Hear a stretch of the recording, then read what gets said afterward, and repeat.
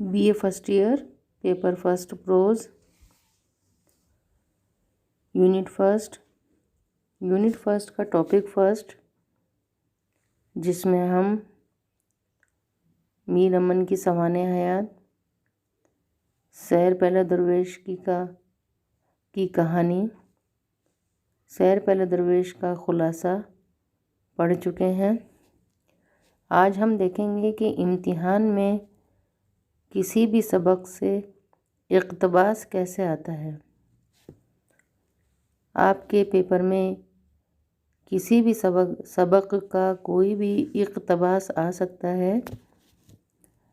हम देखेंगे एक छोटा टुकड़ा लेकर और उसकी मश्क करेंगे।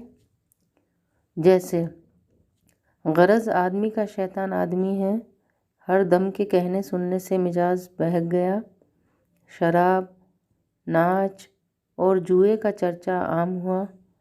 फिर तो ये नौबत पहुंची, सौदागरी भूलकर तमाशबीनी का सौदा हुआ।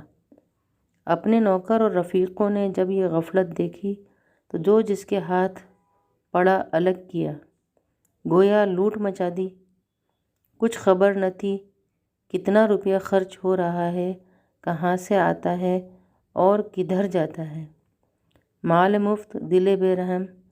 इस फिजूल खर्ची के आगे अगर गंज क़ारून का होता तो भी वफ़ा न करता। कई बरस के अरसे में यकबारगी यह हालत हुई कि फ़कत टोपी और लंगोटी बाकी रही। दोस्त आशना जो दांत काटी रोटी खाते थे और चमचा भर खून अपना हर बात पर निसार करते थे, काफूर हो गए। बल्कि राह बाट में अगर कहीं मुलाकात हो जाती तो आंखें चुराकर मुंह फेर लेते और नौकर चाकर खिदमतगार सब छोड़कर किनारे लगे। कोई बात का पूछने वाला न रहा। जो कहे ये क्या तुम्हारा हाल हुआ, सिवाय गम और अफसोस के कोई रफ़ीक न रहा। ये इक़्तिबास हमने सैर पहले दरवेश की कहानी से लिया है। अब जो तहरीर इसमें है उसको हमें समझाते हुए, मुश्किल अल्फाज को सलीस करते हुए इसको बयान करना है। जैसे यह इक़्तिबास पहले दरवेश की कहानी सबक से लिया गया है। ये हमें तहरीर करना है कि ये जो इक़्तिबास है वो किस सबक से लिया गया है। तो ये इक़्तिबास पहले दरवेश की कहानी के सबक से लिया गया है। इसको मीर अमन ने लिखा है, इसके मुसन्निफ़ मीर अमन हैं।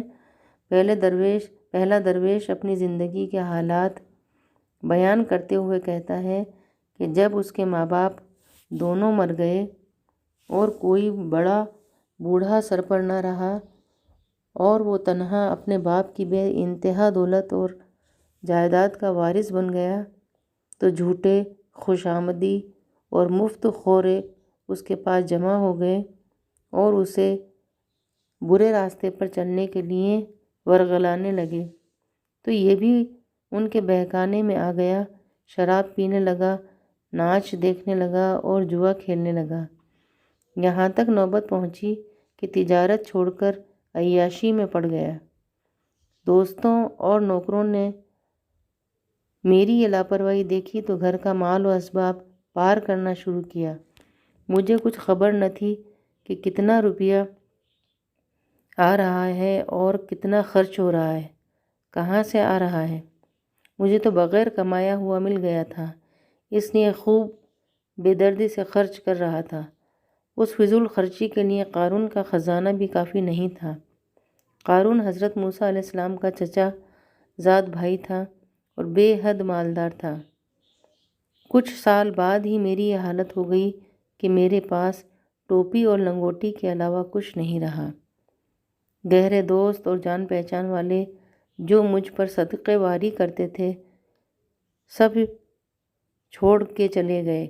अगर रास्ते में कहीं मुलाकात हो जाती तो मुंह फेर लेते। नौकर चाकर भी छोड़ के चले गए। میرے پاس کوئی نہیں رہا، نہ روپیہ، نہ کوئی ساتھی، سوائے غم اور افسوس کے کوئی ساتھ دینے والا نہیں رہا۔ اس طرح سے ہمیں پورے اقتباس کو آسان اور سلیس زبان میں لکھنا ہے۔